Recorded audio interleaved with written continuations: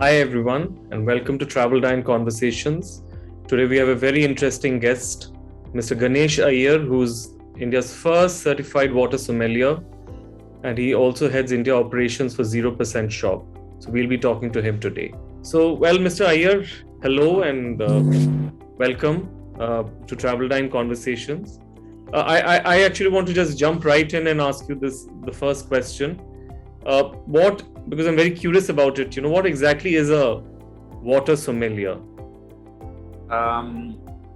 People would have heard of wine sommeliers, because wine sommelier is a well-known tribe in India, at least for the last couple of decades. But I think water sommelier as a species, I have to say, because we are so rare that no one knows about us. So that being the case, with the emergence of fine waters as a category, there has been a growing need and demand for people who are technically qualified to analyze various types of water.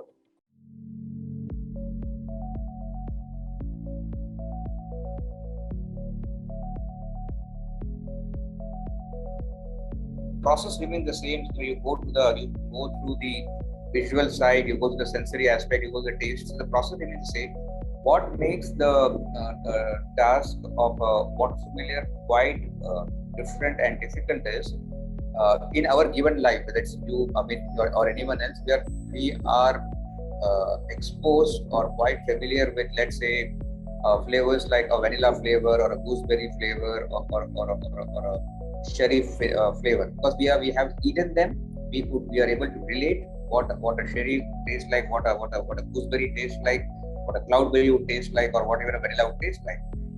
Now this is where the taste ecosystem of a wine sommelier would revolve, and this is where it will proliferate. In the case of a water sommelier, we do not have any of these taste memories which each one of us has. So we start at a distinct disadvantage note of having to taste a phosphate, having to taste a magnesium, having to taste sodium bicarbonate, and it is extremely rare for someone who is able to smell the water and say, you know what, this is what the phosphate level is, this is what a magnesium level is, or this is what a sodium bicarbonate level is. So in that sense, none of us have these taste memories stored somewhere back of our mind for us to say, you know what, okay, I'm able to get the amount of phosphate. So in that sense, yes, the professional chart is quite similar, but the technical chart within the professional sphere is extremely complicated when it comes to water sommelier. So what sort of training did you have to undergo to kind of? So currently there is one institute in Raffling, Munich. There's an academy called Domains Academy. They have been the one and only one who would certify anyone who intends to be a water sommelier. There are, of course, various other formats available internationally, but they are more online driven and not more classroom driven. So the one that's there in Raffling, Munich, the Domains Academy, is one of its kind in the world, where they have been in this field of imparting technical qualification of how to be a water sommelier. The course essentially is anything between 15 to 16-day course, where you have a classroom session, where you have theory, you have practicals. Practicals are mainly visits to unique natural mineral water source factories to understand their heritage, to find out what kind of vintage the water is, how different a particular factory is different, what is the origin. A particular brand of mineral water would be 6,000 year old, some of them would be probably 3,000 year old. What has been the origin, where did the source come from, and what is it that eventually that is there today, and how the water has changed its mineral composition for the last 7,000 to 8,000 years, because water has got memory, just like you and me have something called water memory. So X brand of water way back 1,000 or 2,000 or 3,000 years back, God knows when, would have been a sparkling water, but over the years the carbonation levels would have gone down, and there's extremely mild fizz left over, and today it's no more a sparkling water, today it's called as natural mineral water.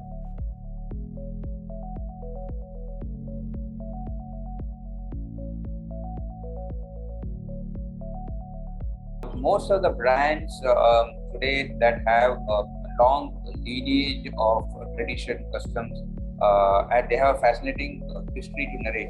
Whether it is sheer serendipity of Napoleon having discovered Perrier out of spring, and then eventually Perrier did not become what it is today, or similarly what San Pellegrino as a brand has gained the status, or even Apollinaris, which is considered as the queen of queen water of tables because of its accreditation by the Culinary Academy in Germany.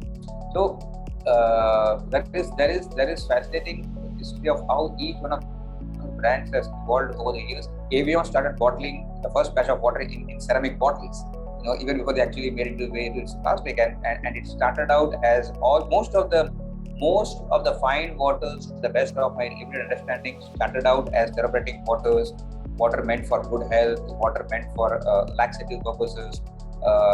Each one of the water has a kind of a folklore or a fable to it, that a consumption of this water for a particular point of time was helpful in helping cure your kidney stone ailments.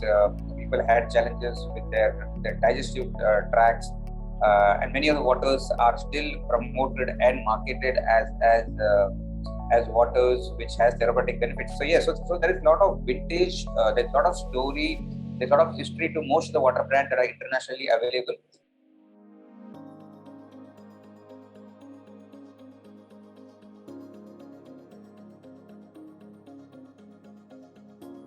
What's pertinent to note, Amit, is because in the Indian context here, since water itself has a very limited understanding, and there is probably not even a handful, there probably one or two people actually know about water in the Indian context.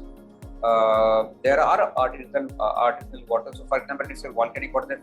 Volcanic water doesn't. As a water sommelier, we don't acknowledge volcanic water as a category in its real sense. Because it's a byproduct of something, so it doesn't have its actual origin. It might take probably an hour for me to get into the technical details of why we don't consider it. But on a broader conversation, so artisanal waters will essentially fall in the same category which I mentioned to you earlier, that they are part of fine waters, and each one of them are extremely bespoke in what they offer, not essentially in terms of price.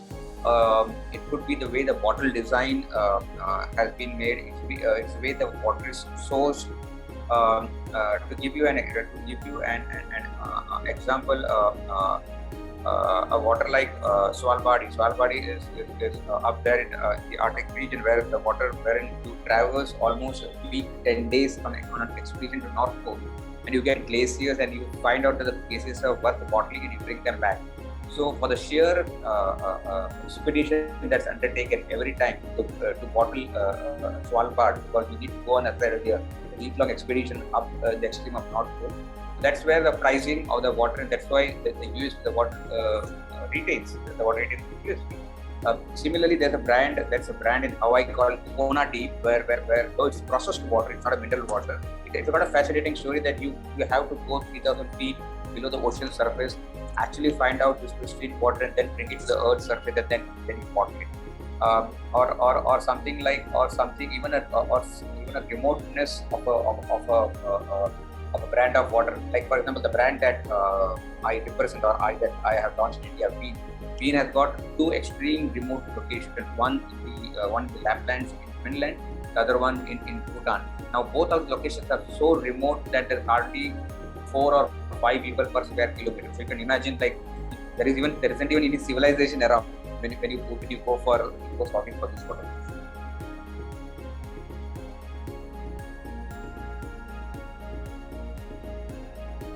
This is the brand of water which I represent. That's VEEN. That's the glass bottle. The origin is in Bhutan. The TDS level, which is the totally dissolved solids, which means the sum total of the whole mineral composition of the water is anything between 225 to 270. What is the story behind the brand? The story behind the brand is that the bottle is a Finnish design.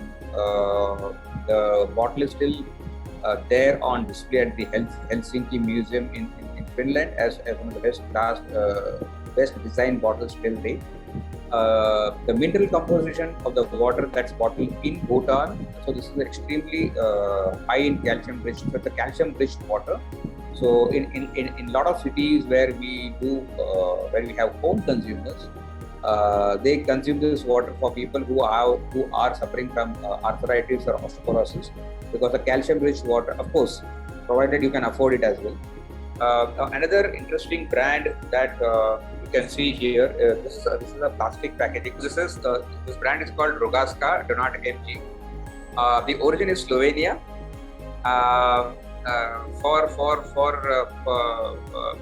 In the water sommelier world, this is extremely rare water. The reason being that unlike your traditional TDS rich waters, which has a TDS levels of 200, 300 total dissolved solids, this water has an unbelievable TDS levels of 14,000. So Distillery again. So this is the old packaging. Now the old packaging, the way it's spelled is ISPKILDE. The new packaging is now spelled as ISKLDE. The I is missing, so because the source what they had earlier, this is as nascent as 8 months back. The original source had some consistency issues, and then they went to the nearby aquifer and they started processing the water, and therefore they made a small slight shift in the label name. So the I is missing in the new label that's there in the international markets. So here again the origin is Denmark. It's got a TDS of 330 to 350 is the range of the TDS. What is so unique about the water is, since I couldn't serve it and it's not there, when the water is opened up and when it's served, it's sealed right now. The water has the highest amount of oxygen ever found in any natural mineral water. That's Kona Deep, which I mentioned to you, right? So the origin is Hawaii. Though it's a processed water, the packaging is PET, but the USP of the water that it is sourced 3,000 feet below the ocean surface, and again it would come under the rarest of rare waters in the fine water segment.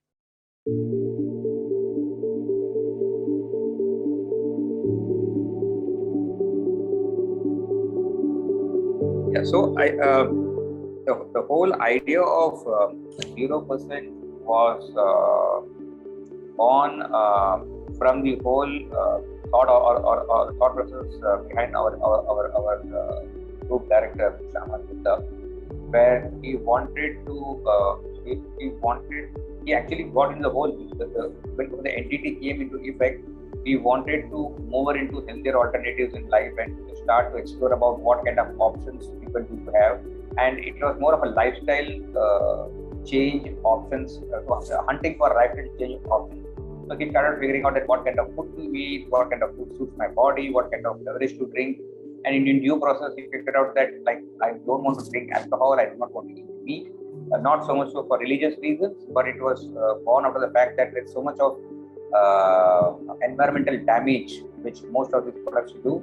The idea was then that what if we could create a platform where people are able to source at one single platform, people are able to get food and beverage brands which are promoted on the promise of being mindful.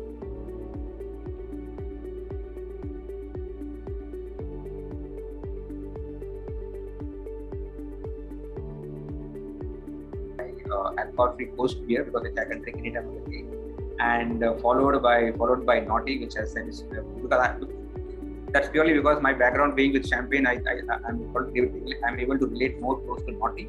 So that's one of my personal favorite out of the 25 odd brands that we have in the international portfolio. In the Indian market, currently we have 10 brands. Out of that 10, I think these two would be my personal favorites: the Coast beer and Naughty Chardonnay alcohol champagne.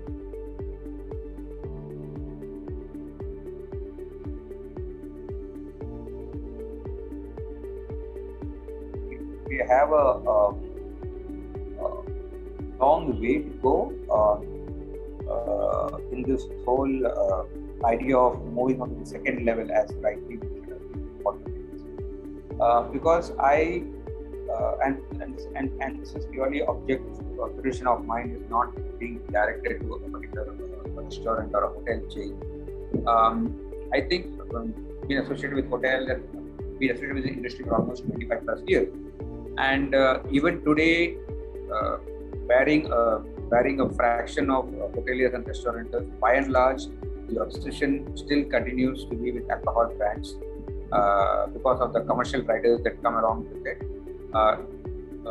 So to give actually a whole culinary experience is still remains a lip service, and I don't see there are serious number of players from the hotel and restaurant industry who are genuinely want to have consumer experience. Because for me, a good dining experience has to include a nice mineral water or sparkling water in a nice glass packaging. Because for me, that's what complete my meal. And that will also be that that experience would also be indicative of that whole concept being sustainable, being consuming bottles which are in environment friendly packaging, as glass bottle. So I think it's a long way to go before actually getting the water menus. My immediate task, and this I've been saying for the last 9 years, so I do not know how long I will